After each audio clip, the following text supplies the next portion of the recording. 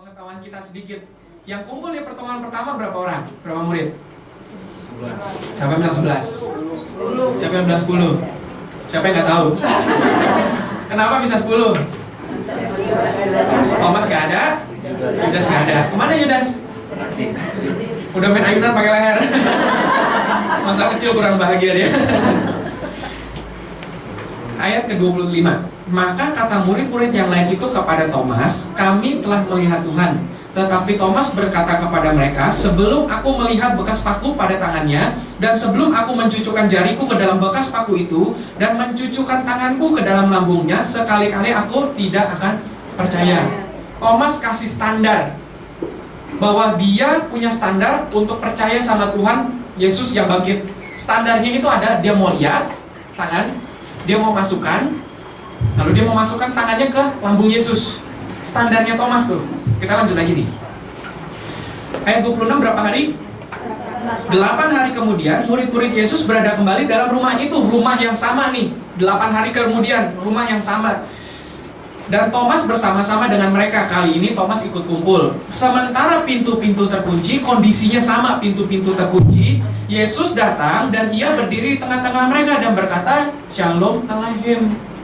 Kemudian ia berkata kepada Thomas, taruhlah jarimu di sini, lihatlah tanganku, ulurkanlah tanganmu, cucukkan ke dalam lambungku, dan jangan tidak percaya lagi, melainkan percayalah. Thomas menjawab, ya Tuhanku dan Allahku. Sekarang Tuhan Yesus udah kasih standarnya yang Thomas minta. Thomas bilang, aku akan percaya kalau aku masukkan jariku. Sekarang Tuhan kasih, Thomas dimasukkan. Thomas masukin nggak? Saya yakin udah nggak perlu lagi. Thomas langsung lihat, ya Tuhanku dan Allahku. Sekarang yang saya mau sampaikan adalah begini. Pertemuan pertama, Thomas nggak ada. 8 hari kemudian, Thomas hadir. Saya bayangkannya seperti ini. Itu hari Minggu. Hari Senin, murid-murid yang lain cerita kepada Thomas, Thomas, kami telah melihat Tuhan. Thomas berkata, nggak percaya. Hari Selasa, murid-murid bilang lagi, Thomas, guru sudah bangkit. Thomas bilang, nggak mungkin. Hari Rabu, sampai 8-7 hari berikutnya, sampai pertemuan selanjutnya pun saya yakin, saat ngumpul begitu sebelum Tuhan menampakkan diri, pasti saya yakin murid-murid yang lain bilang, Thomas, 8 hari yang lalu saat seperti ini nih, pintu dikunci, guru datang. Thomas bilang, nggak mungkin, aku percaya. Sampai aku masukkan sendiri, baru aku percaya. Saat itu Yesus menampakkan diri. Maksudnya yang ingin saya pusatkan perhatian kita adalah begini.